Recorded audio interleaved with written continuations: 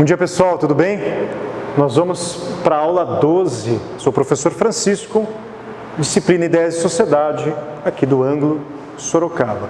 A nossa aula de hoje é a liberdade e existencialismo em Jean-Paul Sartre. Nós vimos em aulas anteriores dois tipos de liberdade vinculadas a uma tradição, uma cosmovisão que nós estudamos em panteísmo e o teísmo.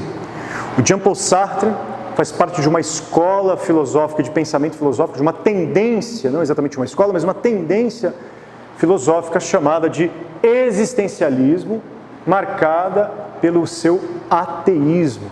Então é legal a gente pensar estes temas a partir daquelas outras aulas que nós vimos. A liberdade dentro do sistema de crença que nós chamamos de teísmo, onde Deus criou o mundo pela sua própria vontade, Ele quis, Ele é uma pessoa que interfere na história e Ele privilegia alguns, inclusive alguns povos, mas acima de tudo, Ele dá ao homem a liberdade, a vontade e a racionalidade. Por isso que dentro do teísmo nós falamos que o homem tem liberdade.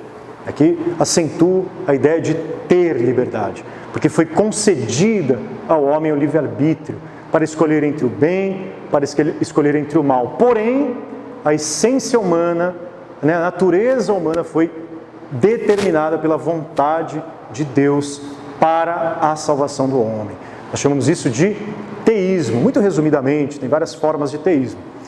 Por outro lado, nós vimos também o panteísmo, falamos bastante do Spinoza aqui como um dos filósofos que melhor representa a filosofia do panteísmo.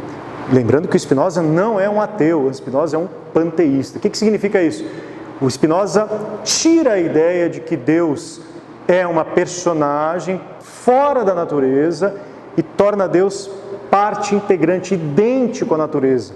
A gente chama isso de imanência. A mentalidade do Spinoza é o imanentismo, ou seja, há um vínculo de identidade entre Deus e natureza, ao ponto de o Spinoza dizer Deus sive natura, ou seja, Deus ou natureza. Qual é o papel do homem nesse sentido, então? Que a sua liberdade não é a ideia de livre-arbítrio, escolher entre isto ou aquilo. Por quê? Porque não há um comando de Deus, não há uma ideia de obediência do homem com relação aos mandamentos. Não há milagre, não há interferência na história. Toda a história obedece, ou melhor, toda a natureza obedece o encadeamento de suas próprias leis. As leis, no caso do Spinoza, da natureza, e no caso de alguns outros filósofos panteístas também, a lei da história. Bom, Sartre é um filósofo muito diferente desses outros, mas que está dialogando, debatendo com essas tradições filosóficas. Ele faz parte do existencialismo. O existencialismo sartreano, típica filosofia do século XX, francesa, nasceu a partir de um postulado cuja formulação é muito simples, mas muito difícil, muito significativa na sua discussão com a tradição filosófica, que é a ideia de que a existência precede a essência. O que significa isso? Nós primeiro existimos, depois nós construímos a ideia de que nós temos uma essência. O que o Sartre está fazendo? Ele está invertendo aquela velha lógica de que o homem tem uma natureza humana e obedece ao primado dessa natureza. Aqui no Sartre não há natureza humana. O que existe é uma condição humana, que é a condição de existência. O homem, nesse sentido, é determinado pela sua liberdade, ele é condicionado a ser livre. O Sartre tem uma bela expressão que é o homem está condenado a ser livre. O homem não tem liberdade, ao homem não foi concedido a liberdade. O homem é o único ser absolutamente livre. Perceba que aqui também o Sartre faz uma contraposição com o panteísmo, que colocava Deus como sendo o ser absolutamente livre. No caso do Sartre, o homem destrona completamente a ideia de um Deus que é absolutamente livre, para se tornar, em última instância, o único ser que tem a vocação da liberdade diante de toda a realidade.